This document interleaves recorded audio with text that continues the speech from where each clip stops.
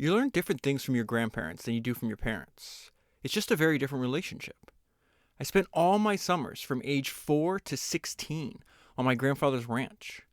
He was incredibly self-reliant. If you're in the middle of nowhere, you don't pick up the phone and call somebody when something breaks. You fix it yourself. As a kid, I got to see him solve all these problems himself. He was a careful, conservative, quiet, and introverted sort of person, not prone to crazy acts. One day, he was all by himself at the main gate of the ranch, and he forgot to put the car in park. When he got to the gate, he noticed the car was slowly rolling down to the gate. He thought, "This is fantastic. I have just enough time to unlatch the gate, throw the gate open, and the car is going to drive right through, and it'll be wonderful." He almost got the gate unlatched when the car hit the gate and caught his thumb between the gate and the fence post, stripping all of the flesh off his thumb.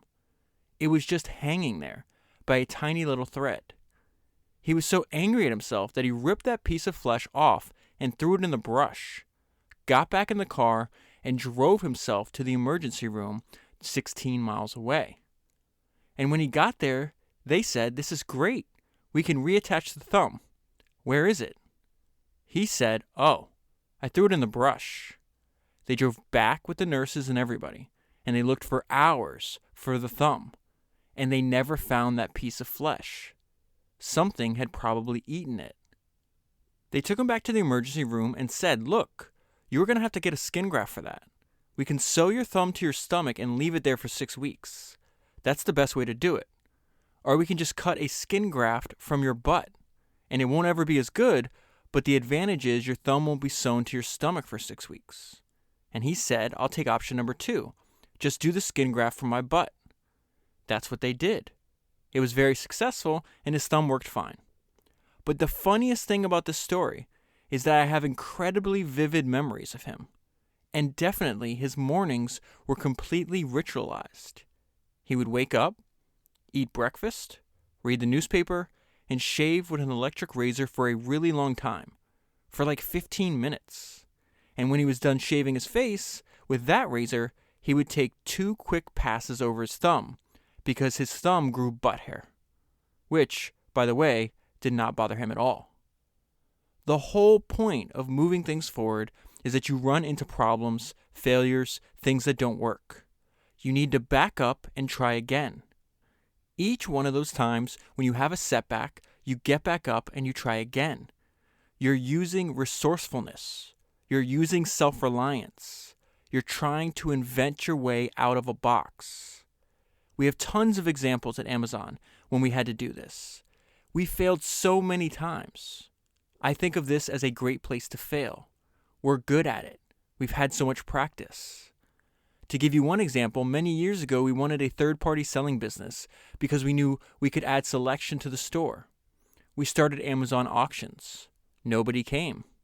Then we opened this thing called Z Shops, which was fixed price auctions, and again, nobody came.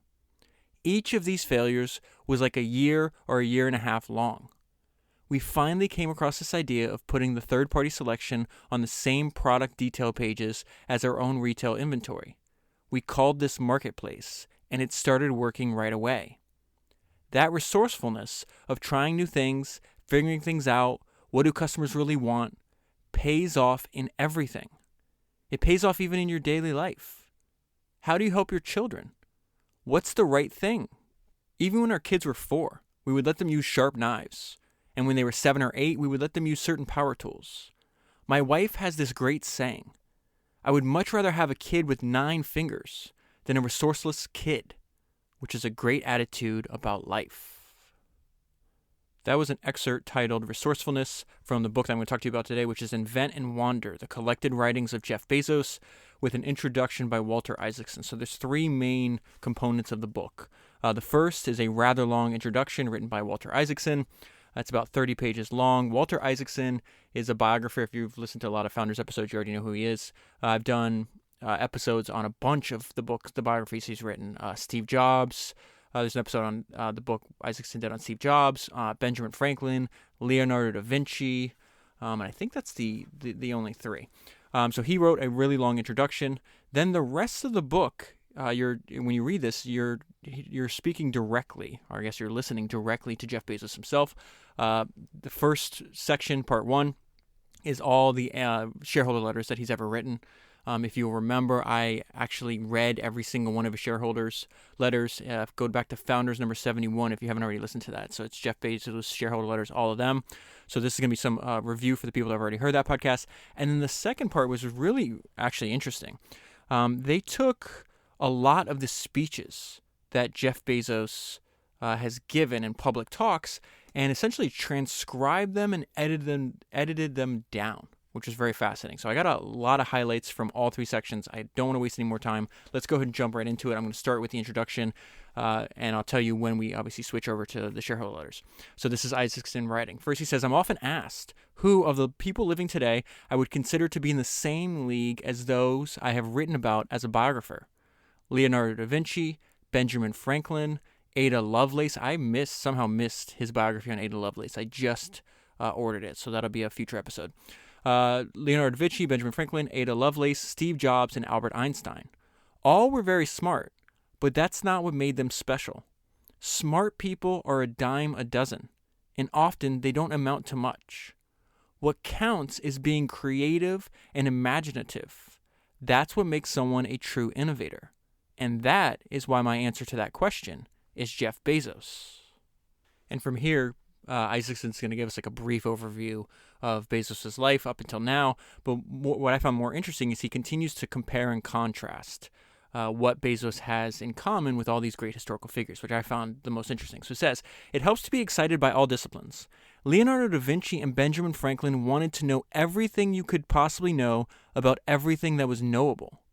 They studied anatomy and botany and music and art and weaponry and water and engineering and everything in between. People who love all fields of knowledge are this is such an important sentence. People who love all fields of knowledge are the ones who can best spot the patterns that exist across nature. Both Franklin and Leonardo were fascinated by whirlwinds and swirling water. That helped Franklin figure out how storms move up the coast and to chart the Gulf Stream. It helped Leonardo understand how the heart valve works, as well as to paint both the water rippling by the ankles of Jesus in the baptism of Christ and the curls of the Mona Lisa. Another characteristic of truly innovative and creative people is that they have a reality distortion field, a phrase that was used about Steve Jobs that comes from a Star Trek episode in which aliens create an entire new world through sheer mental force. When his colleagues protested that one of Jobs' ideas or proposals would be impossible to implement, he would use a trick he learned from a guru in India. He would stare at them without blinking and say, "Don't be afraid, you can do it." It usually worked. He drove people mad, he drove them to distraction, but he also drove them to do things they couldn't believe they could do. One final trait shared by all my subjects is that this is my favorite paragraph out of the entire introduction. One final trait shared by all my subjects is that they retained a childlike sense of wonder. At a certain point in life, most of us quit puzzling over everyday phenomena. Our teachers and parents, becoming impatient, tell us to stop asking so many silly questions. We might savor the beauty of a blue sky, but we no longer bother to wonder why it is that color. Leonardo did. So did Einstein, who wrote to another friend. This is a direct quote from Einstein. You and I never cease to stand like curious children before the great mystery into which we were born. We should be careful to never outgrow our wonder years, or to let our children do so. And now Isaacson shifts back to Bezos. Despite his fame and influence, he has remained somewhat of an enigma. But through his life tale and writings, it is possible to get a sense of what drives him. When Jeff Bezos was a young kid, he spent his summers on the sprawling South Texas ranch of his grandfather, Lawrence Guise, an upright but loving naval commander who had helped develop the hydrogen bomb as an assistant director of the Atomic Energy Commission. There, Jeff learned self-reliance. When a bulldozer broke, he and his grandfather built a crane to lift out the gears and fix them. Together, they castrated the cattle, built windmills, laid pipe, and had long conversations about the frontiers of science, technology, and space travel. Jeff was a voracious reader with an adventurous mind. His grandfather would take him to the library, which had this huge collection of science fiction books. Over the summers, Jeff worked his way through the shelves, reading hundreds of them. And later in life, he would not only quote them, but also occasionally invoke their rules, lessons, and lingo. His self-reliance and adventurous spirit were also instilled by Jeff's mother, Jackie, who was just as tenacious and sharp as her father and son. She became pregnant with Jeff when she was only 17. Jeff's biological father ran a bicycle store and performed in a circus unicycle troupe. He and Jackie were married only briefly. When Jeff was 4, his mother remarried. Her second husband was a better match, a person who also taught Jeff the value of grit and determination, Miguel Bezos. He, too, was a self-reliant and adventurous person. He had come to the United States at age 16 as a refugee from Fidel Castro's Cuba, traveling on his own and wearing a jacket his mother had sewed for him out of household rags. After he married Jackie, he adopted her lively son, who took his last name and forever after considered him his real father.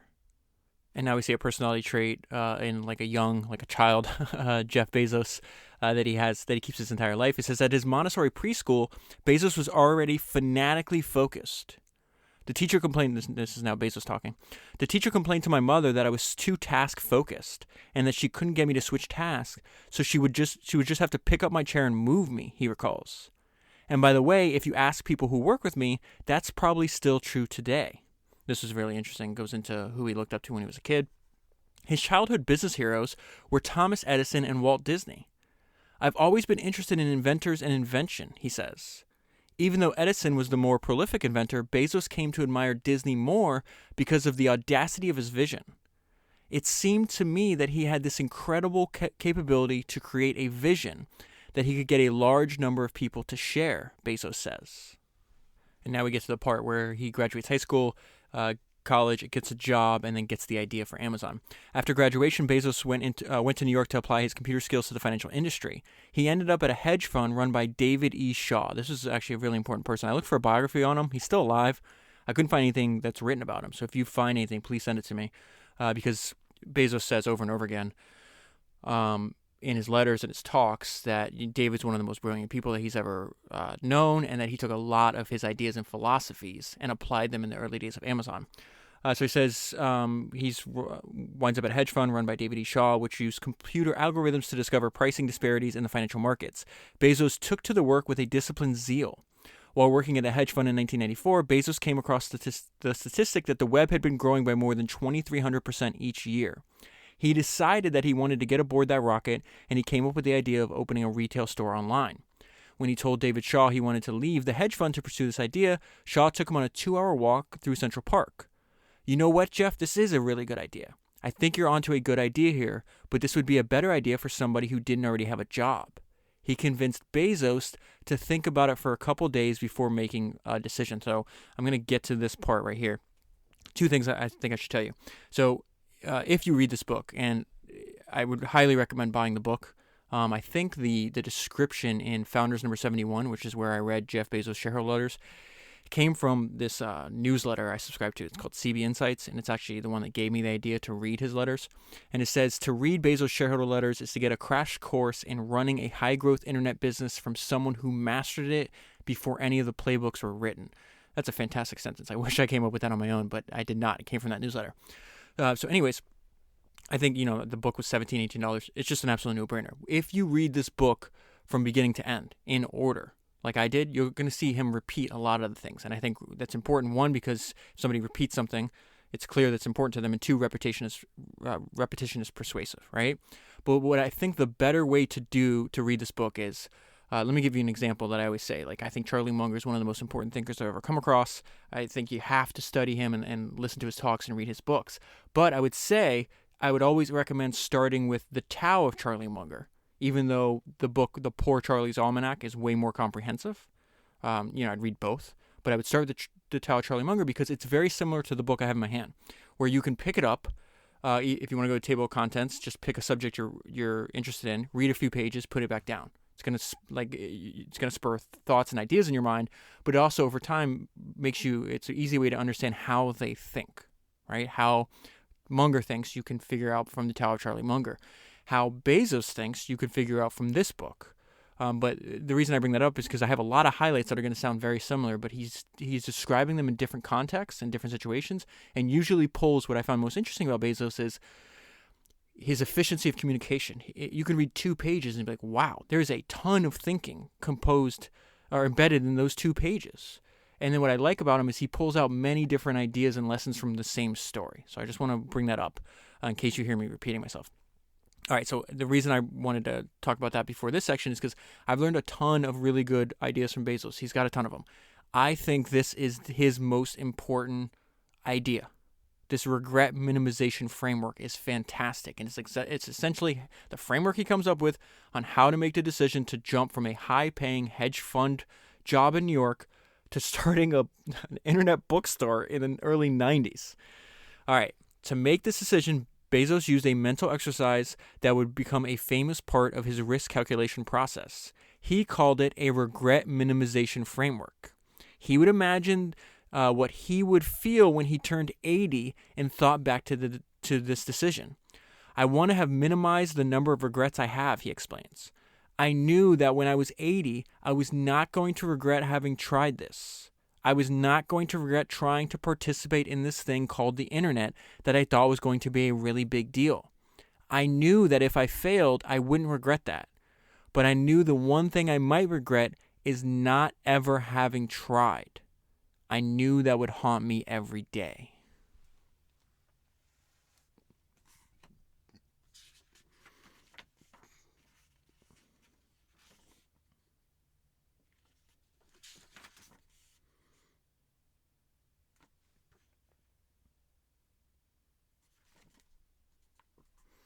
And I think about that idea all the time. I think I learned it first when I read The Everything Store, Brad Stone's biography on Jeff Bezos. I think it's Founders number 16, somewhere back there if you haven't listened to the podcast or read the book yet. And since then, I've lost count on how many people I've told that. Almost every conversation, if I talk to somebody enough times, I'm going to bring up this idea because I think it's fantastic. It's a really great way to clarify what's important in life.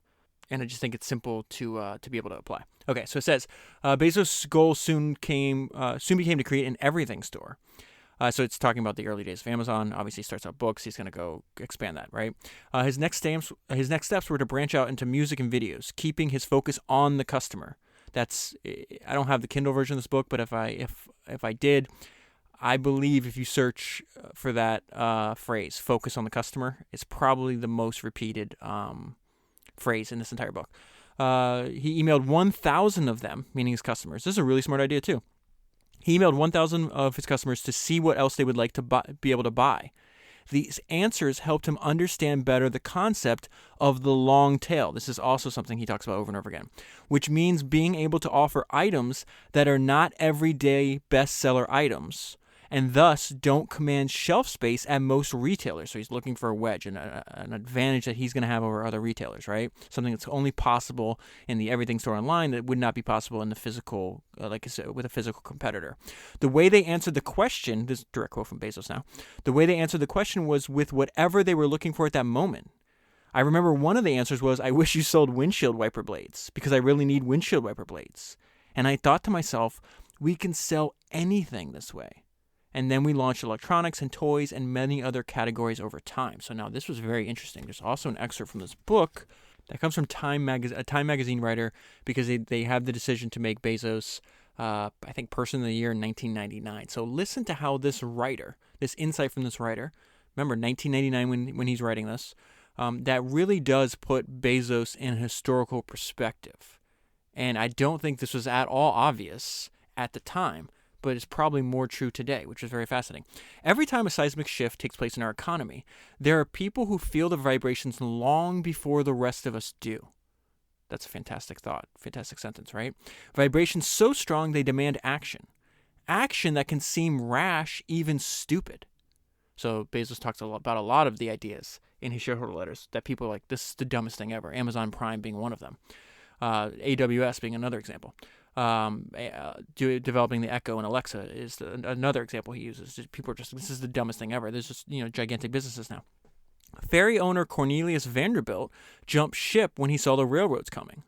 Thomas Watson Jr., overwhelmed by his sense that computers would be everywhere even when they were nowhere, bet his father's office machine company on it, IBM.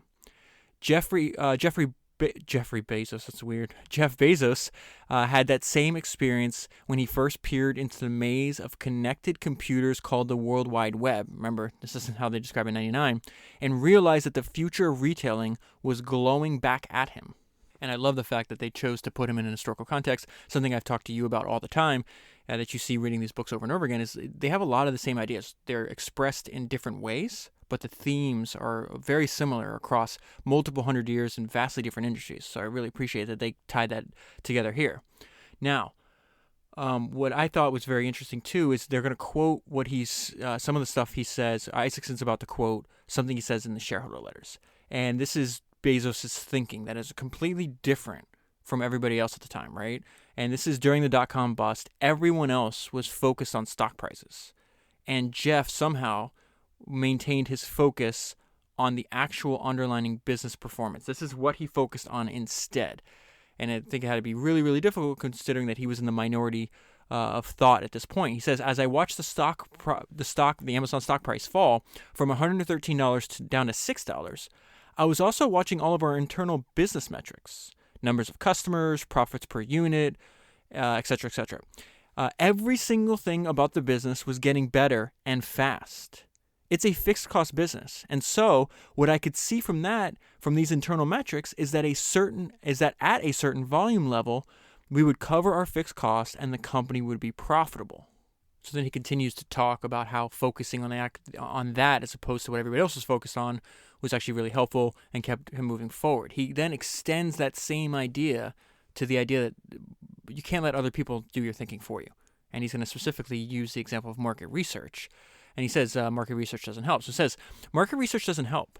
If you had gone to a customer in 2013 and said, would you like a black, always-on cylinder in your kitchen that's about the size of a Pringles can that you can talk to and ask questions, that also turns on your lights and plays music, I guarantee you they would have looked at you strangely and said no thank you. And now Isaacson's going to give us his top 5 most important lessons that he learned from studying Jeff Bezos. I'm just going to list them for you because we'll go into more detail as we see the writing of Jeff himself. So it says, through this book, you can learn many of the lessons and secrets revealed in Bezos' interviews, writings, and the annual shareholder letters he has personally composed since 1997. Here are the 5 that I think are the most important. Number 1, focus on the long term. It is all about the long term.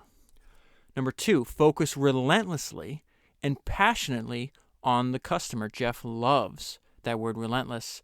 I've said this over and over again, but even to this day, he was thinking, for a brief moment, he flirted with calling Amazon relentless. If you go to relentless.com to this day, it forwards to Amazon. He owns that domain. Number 2, focus relentlessly and passionately on the customer. Obsess over customers. Number 3, avoid PowerPoint and slide presentations. Talking about internal communication, internal company communication. Number 4, focus on the big decisions. He has a really interesting... Bezos, which I'll tell you about later, has some really interesting ideas about how to optimize and how to you should be making a handful of a small number of high quality decisions and how he goes about doing that. Number 5, hire the right people. Okay. So this is the first shareholder letter, setting the tone. And the summary is we're going to focus on the long term and we're going to focus on optimizing for cash flow. Okay. So it says it's all about the long term. We believe that a fundamental measure of our success will be the shareholder value we create over the long term. Because of our emphasis on the long term, we may make decisions and weigh trade-offs differently than some other companies. We want to share with you our fundamental management and decision-making approach. We will continue to focus relentlessly on our customers. We will make bold rather than timid investment decisions where we see a sufficient probability of gaining market leadership advantages, and some of these investments will pay off, others will not. But we will have learned another valuable lesson in either case. When forced to choose between the appearance of our GAAP accounting and maximizing the present value of future cash flows, we're going to take the cash flows. We will work hard to spend wisely and maintain our lean culture. We understand the importance of continually reinforcing a cost-conscious culture. And at the end of the letter, he again sets the tone. This is not going to be easy. We are not expecting it to be easy. We're doing it because it is hard. We are working to build something important, something that matters to our customers, something that we can tell our grandchildren about. Such things are not meant to be easy. The 98 shareholder letter is all about obsessions. This is the part I found most interesting. We intend to build the world's most customer-centric company. That's a phrase he's still using up until last year's shareholder letter. But there is no rest for the weary. I constantly remind our employees to be afraid, to wake up every morning terrified, not of our competitors, but of our customers. So he says, listen, I'm going to obsess relentlessly over customers because I understand that their loyalty to my company is temporary. It's temporary right up until the point another company can offer them something better. So he says, we consider them to be loyal to us right up until the second that someone else offers them a better service. In 99, he describes why he feels the opportunity that's in front of him, the one that's in his grasp, is not normal. I particularly enjoyed this. He says, consider the most important point. The current online shopping experience that Amazon's offering is the worst it will ever be. It's good enough today to attract 17 million customers, but it will get so much better. We are doubly blessed. We have a market-sized, unconstrained opportunity in an area where the underlying foundational technology we employ improves every day. That is not normal.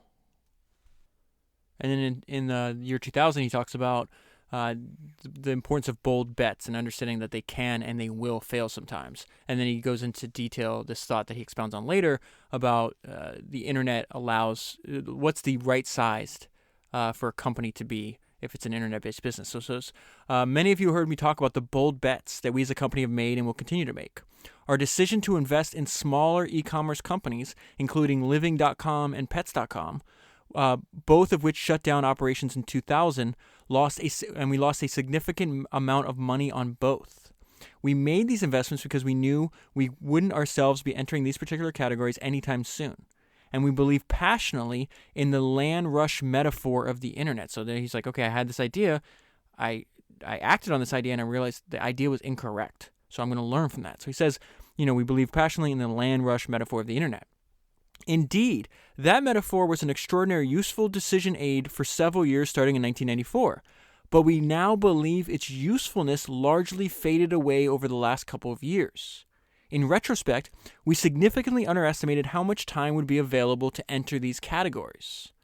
Online selling, relative, this is his point here, online selling relative to traditional retailing is a scale business, characterized by high fixed cost and relatively low variable cost. This makes it difficult to be a medium-sized e-commerce company, which is what pets.com and living.com were at the time he purchased them. He also expresses this idea in another quote, and he says, on the internet, you can be big or you can be small. It is very hard to be medium. And just two sentences I want to pull out over the next few years. Jeff says this is the single most important thing, and it is probably what he repeats the most. Most important, we stayed relentlessly focused on the customer. Obsess over customers. And a year or two later, he expresses the same idea in a very different way. And again, the note I left myself is this is simple but not easy. He talks about just being obsessed. It's so interesting if you think about how poorly run most companies are. He says it's a huge competitive advantage if you just obsess over the customer. That companies distract themselves by looking up and looking at what other companies are doing or what's happening internally. It's like no, look at the customer. Just focus on that. And this is a great simple way to do that. He says start with the customer and work backward.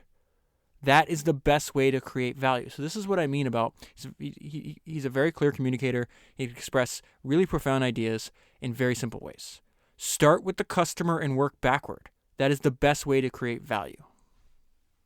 Now we're up to 2006. This is Bezos' answer. So he says, I often get asked, when are you going to open physical stores? This is his answer, the potential size of a network of physical stores is exciting. This is way before he doesn't have Whole Foods yet. He doesn't have any of this yet. Doesn't have Amazon Go, doesn't have the bookstores he has, none of this.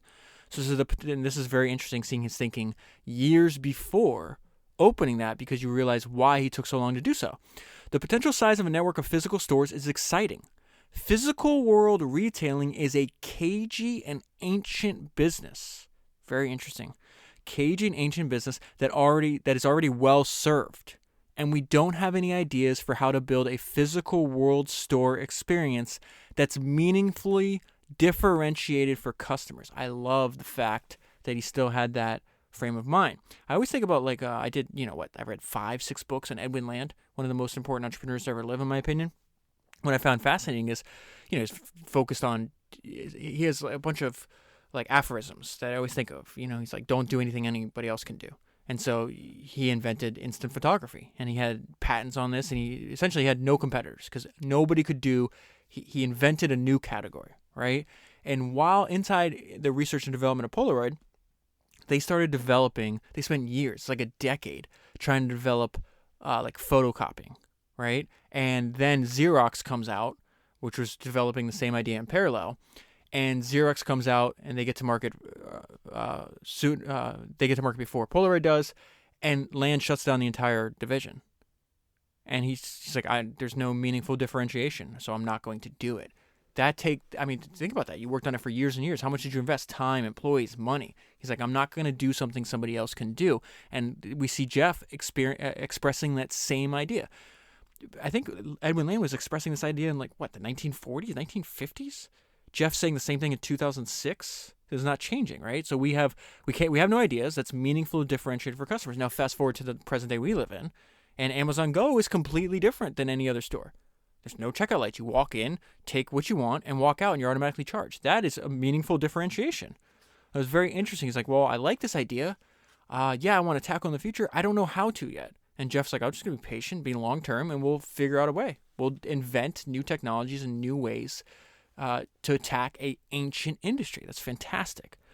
All right, let's go back. This is the same shareholder letter. This is where he talks about patience can be a competitive advantage. In some large companies, it might be difficult to grow new businesses from tiny seeds because of the patience and nurturing required. Amazon's culture is unusually supportive of small businesses with big potential, and I believe that's a source of competitive advantage. We have so many people at our company who have watched multiple $10 million seeds turn into billion-dollar businesses. That firsthand experience and the culture that has grown up around those successes is a big part of why we can start businesses from scratch. The culture demands that these new businesses be high potential and that they be innovative and differentiated, but it does not demand that they be large on the day that they are born. So in 2007, he focuses on the importance of being a missionary compared to a mercenary, right? He also applies that when he buys people's businesses. He asks himself, is this entrepreneur a missionary or mercenary? So he talks about, this is really fascinating because, it starts off, he's had a love of reading. Started off as a bookstore. Now they've just invented the Kindle. And he talks about, we talked about how to develop a parallel reading experience, because he says in the Shareholders, you can't outbook a book. And it's very hard to improve on something that's been really successful in its current form for hundreds and hundreds of years, like a book has.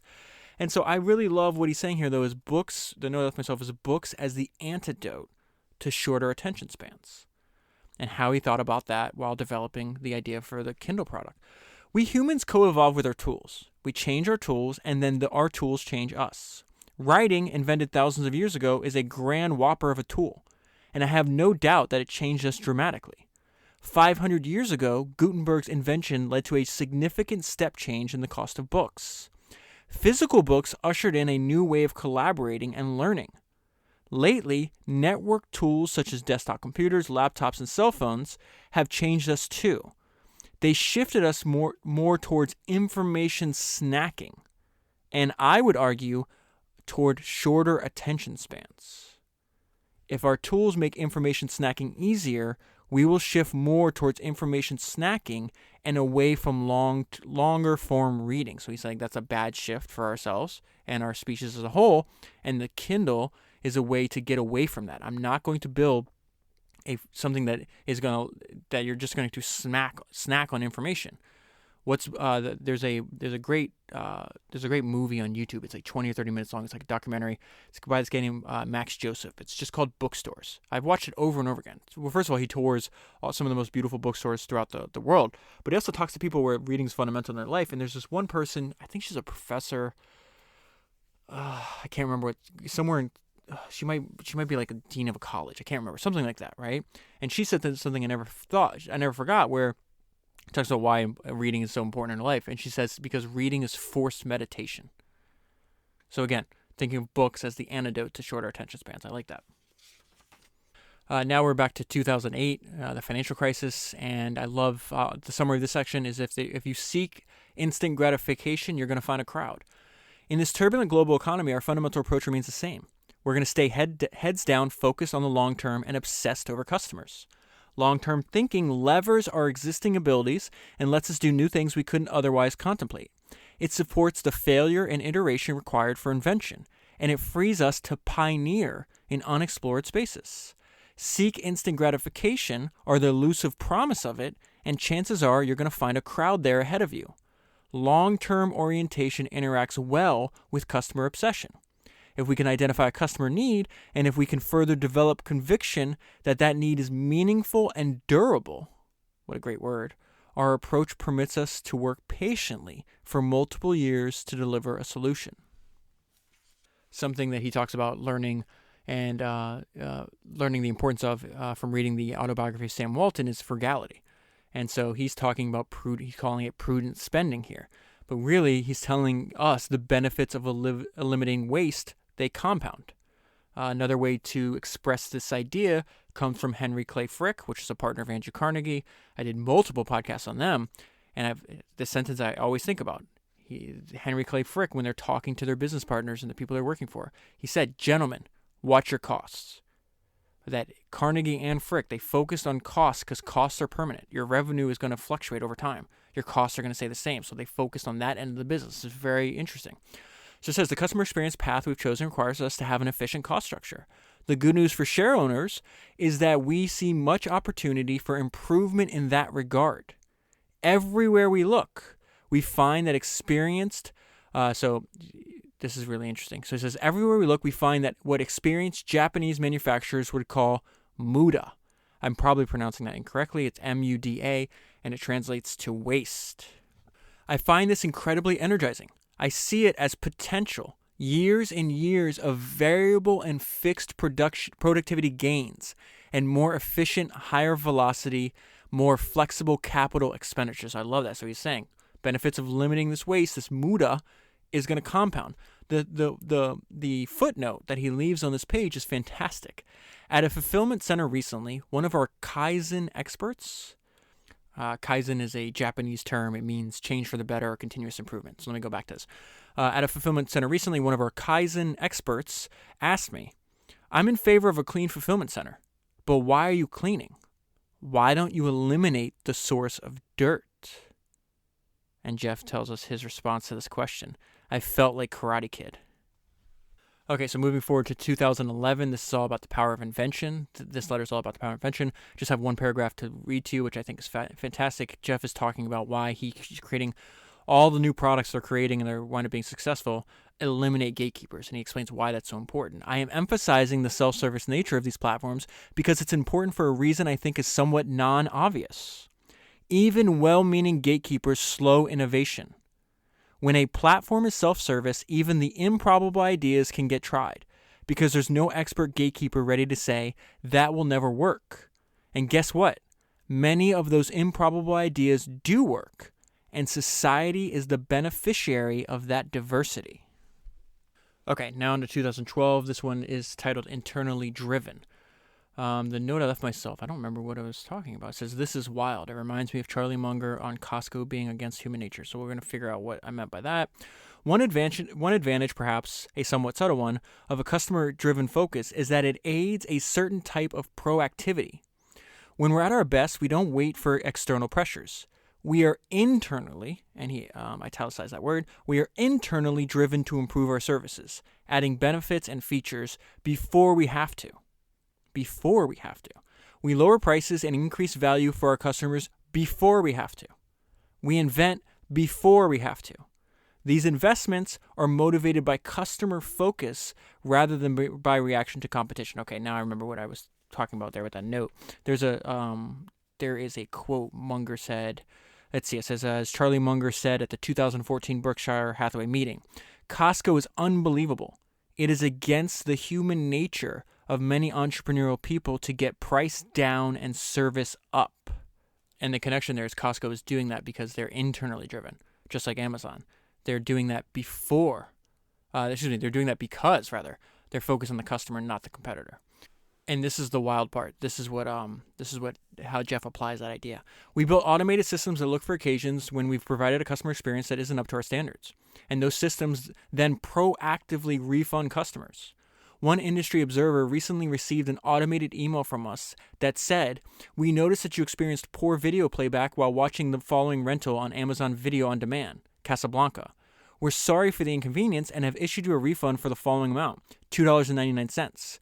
We hope to see you again soon." Surprised by the proactive refund, he ended up writing about the experience. Amazon noticed that I experienced poor video playback, and they decided to give me a refund first because of that. Wow. Talk about putting the customer first. That's only $2.99. I have my own version of this. So my wife and I we've had a son. My son's about 7 years old now. So, and we order a lot of the stuff we need, obviously, from Amazon. And his diapers and formula were accidentally charged on a corporate card instead of a personal card. And so my wife's dealing with them, and she's like, "Oh, hey, can you just refund the corporate card and put it on this personal card instead, please?" And it was like $200. So substantial. It's not $2.99 like that video on demand example. And they said, "You know what? We're just going to refund it, and because you're such a good customer, we're not going to charge you again." What the hell? That's insane. And now, just like this person was writing about, wow, this is a good experience. I'm telling you, like it kind of demonstrates it's just a good, if you're putting the value, like if you're focused on the customer, you're doing what's best for them. You can't, give away $200 all the time, but they even reference, you've been customers for 15 years, whatever the number is, you spend X amount, this is a little token of like appreciation for your customer loyalty. It's just a, again, really surprising thing to see, especially for a company as large as Amazon. I expect to get shitty service from large companies. And so far, Amazon has not done that, which is really, really surprising. Moving forward to 2014, I love this idea, characteristics of a business that you should keep, according to Jeff Bezos. And again, he's going to communicate rapidly. A dreamy business offering has at least 4 characteristics. Customers love it. It can grow to a very large size. It has strong returns on capital, and it is durable in time, with the potential to endure for decades. When you find one of these, get married. 2015, the summary they put for this letter is big winners pay for many experiments.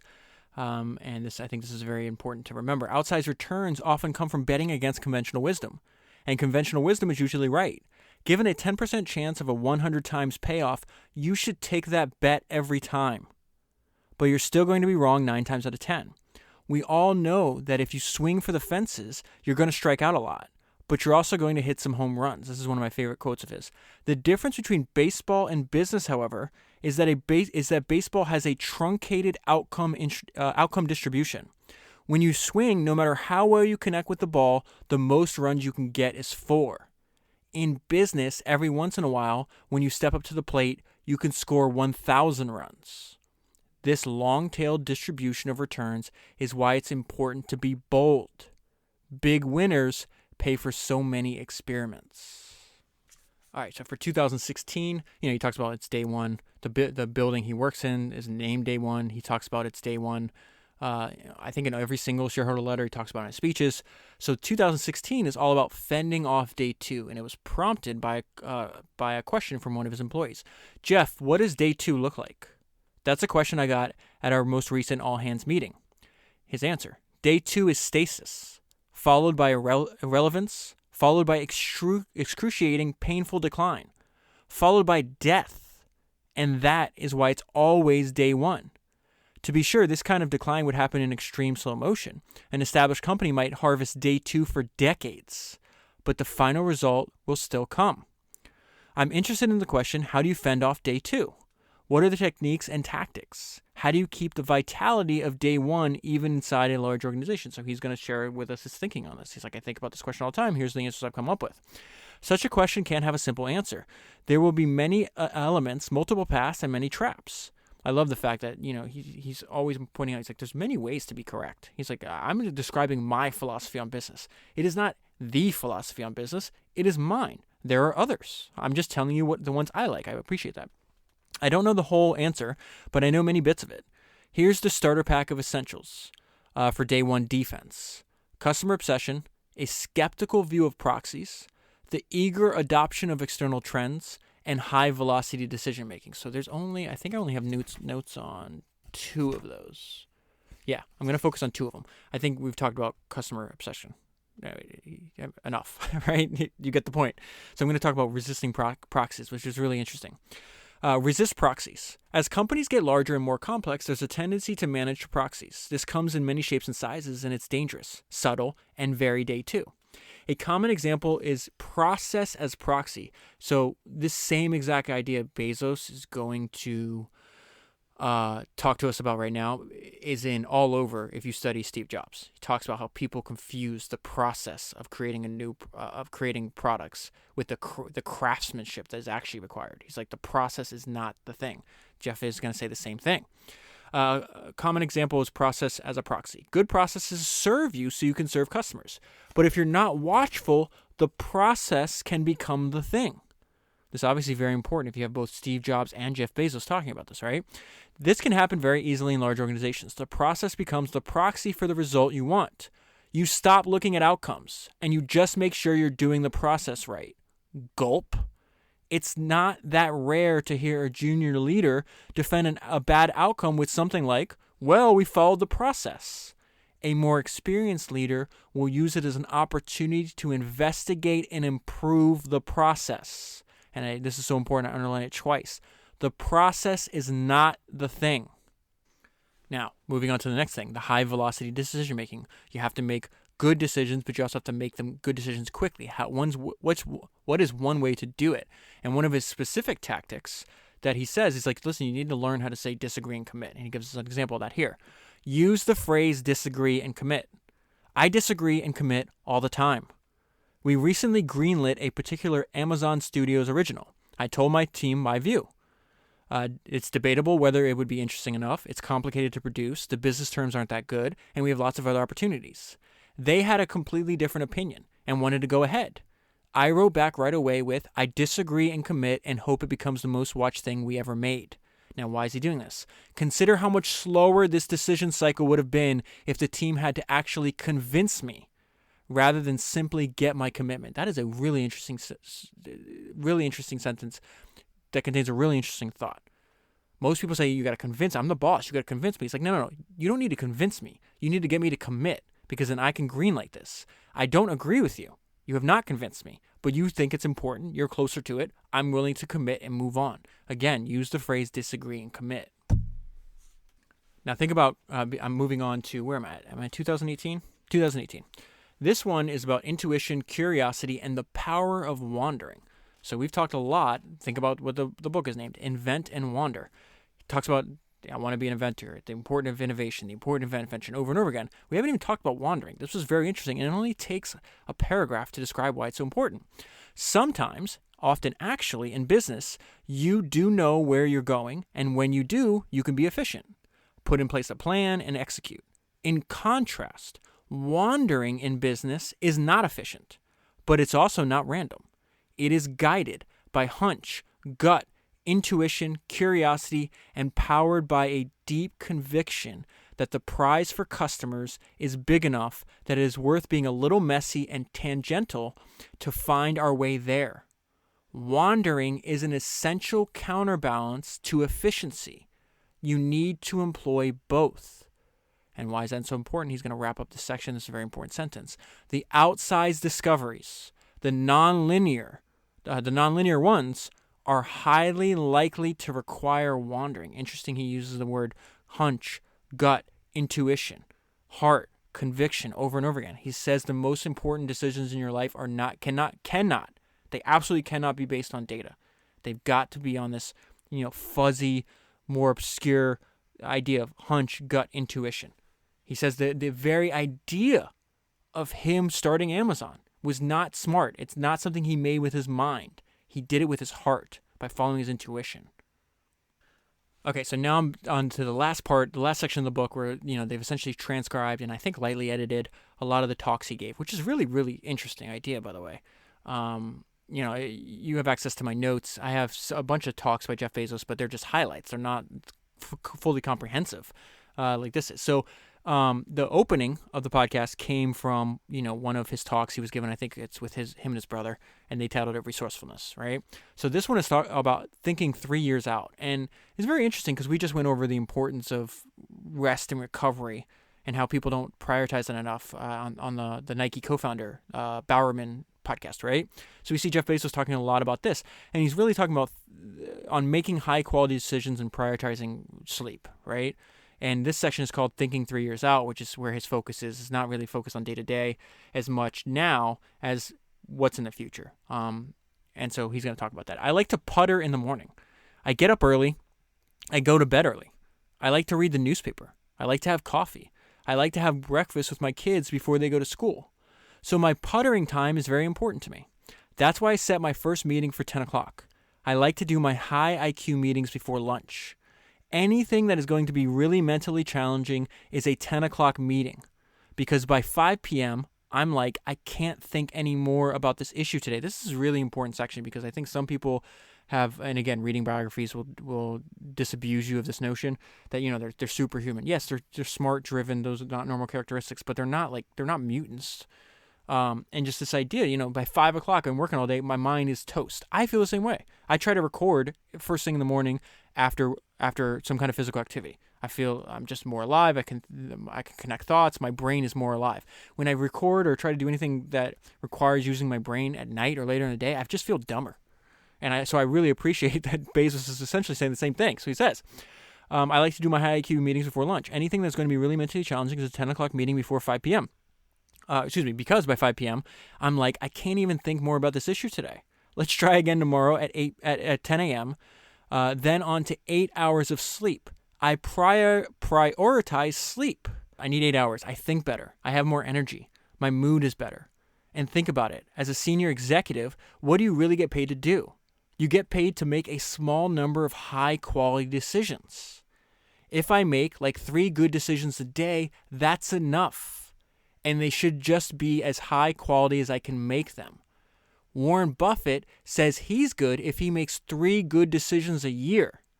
And I really believe that. This is on recruiting talent. Do you want mercenaries or missionaries? This is something he repeats enough over and over again. I have to read to you at least once. We have not created a kind of country club culture where you get free massages and whatever the perks of the moment are. I've always had a bit of skepticism about those kind of perks because I also worry that people will stay with a company for the wrong reasons. You want people to stay for the mission. You don't want mercenaries at your company. You want missionaries. Missionaries care about the mission, and Jeff applies that to companies he buys too. He talks about when he met with, I think his name's John Mackey, the founder of Whole Foods. He's like, oh, this guy's clearly a missionary, not just a mercenary looking to flip his company. He talks about the importance of not only getting people in the company, but how do you keep them? Like if you want brilliant people, you can also drive those people away because they have really high standards. You have to adhere to them. And one way to drive brilliant people away is to make decisions really slowly. You could drive great people away by making the speed of decision-making really slow. Why would great people stay in an organization where they can't get things done? They look around after a while and they're like, look, I love the mission, but I can't get my job done because our speed of decision-making is too slow. And the importance of speed has been over and over again in these books. I always think of Nolan Bushnell, the founder of both Atari and Chuck E. Cheese. He's got this great book. I think it's called like Finding the Next Steve Jobs. I did a podcast on it. It's in the back catalog if you haven't listened to it. But something I've always thought about, he employed Steve Jobs when he was 19 or something, 18, 19 years old, was working at Atari. And he had all these weird requests. Like he didn't want to wear deodorant. He wanted to be able to work barefoot. He wanted to be able to sleep at the office. And Nolan's like, yeah, I'm going to accommodate because I think this kid's smart and he's really good. But he says, like when I gave Steve an assignment, I didn't have to go back and check on him, right? He was a born entrepreneur. And he says something I always thought about. He says, listen, Steve Jobs had one speed. Go. Okay, so now we're going to go back to this importance of speed. So this is how to speed up decision making. And this is something I've also heard Jeff say over and over again, and it's just a good idea that I think we should all keep in our brains. There are ways to increase the speed of decision making, and it is super important. There are two types of decisions. There are decisions that are irreversible and highly consequential, and we call these one-way doors. They need to be made slowly and carefully. I often find myself at Amazon acting as the chief slowdown officer. Whoa, I want to see that decision analyzed 17 more ways because it's highly consequential and irreversible. The problem is that most decisions are not like that. Most decisions are two-way doors. You can make the decision and you step through. If it turns out to have been the wrong decision, you can back up.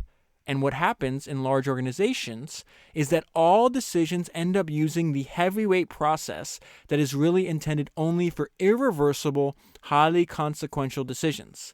And that's a disaster. When there's a decision that needs to be made, you need to ask, is this a one-way door or a two-way door?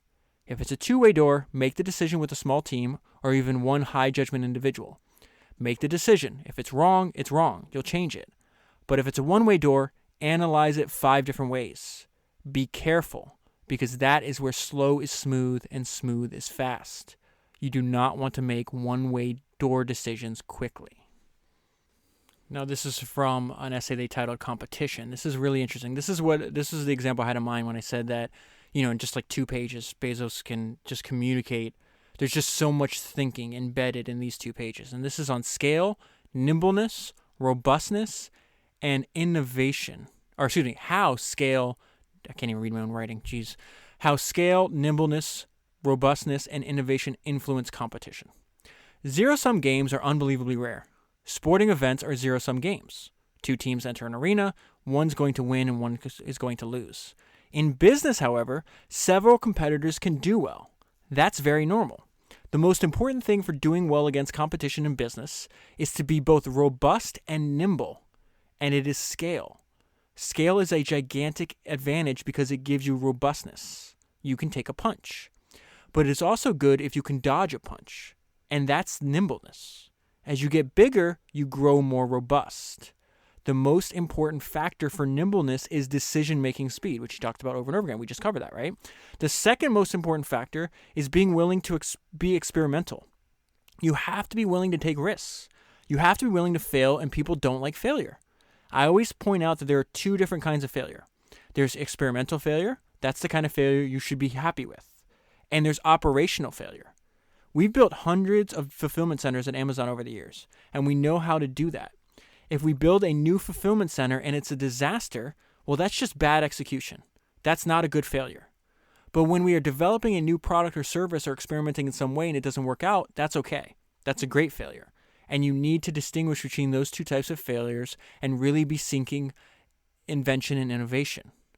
And the other thing about competition, this is such a really interesting idea, is you don't want a fair playing field. And the other thing about competition is that you don't want to play on a level playing field. This is why you need innovation. When it comes to competition, being one of the best is not good enough. Do you really want to plan for a future in which you might have to fight with somebody? You might have to have a fight with somebody who is just as good as you are? I wouldn't.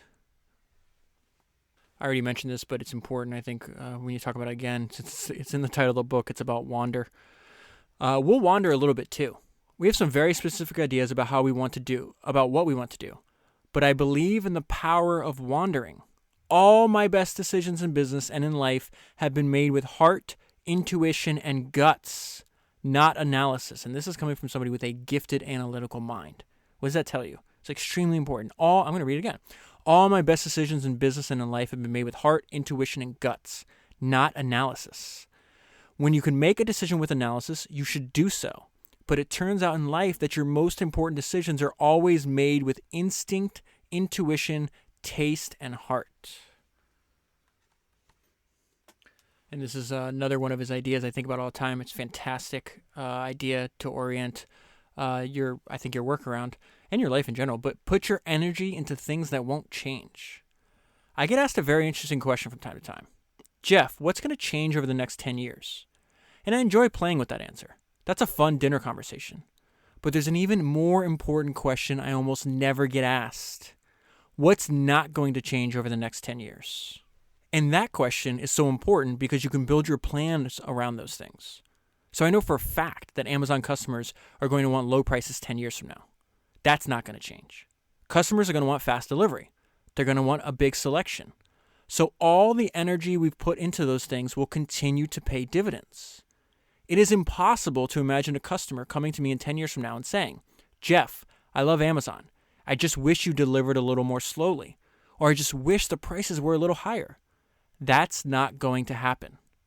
When you can figure out things that are going to remain true under almost all circumstances, then you can put your energy into them.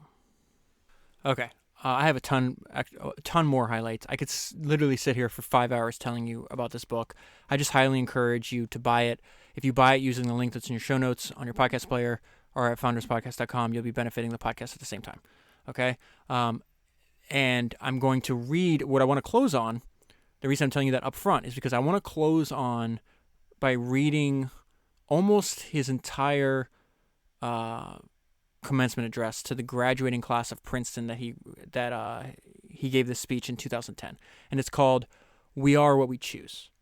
And when I'm done reading it, the podcast is just going to end because I want you to think about what he said. There's questions he's going to ask. And these questions I think we should internalize and think about. So again, that when this podcast ends, that's 155 books down, 1,000 to go. Okay, so here we go. This is we are what we choose. Address to the Princeton graduating class of 2010. My grandparents belonged to a caravan club, a group of Airstream trailer owners who traveled together around the United States and Canada. And every few summers, we'd join the caravan. We'd hitch up the Airstream trailer to my grandfather's car, and we'd go off in a line with the 300 other Airstream adventurers.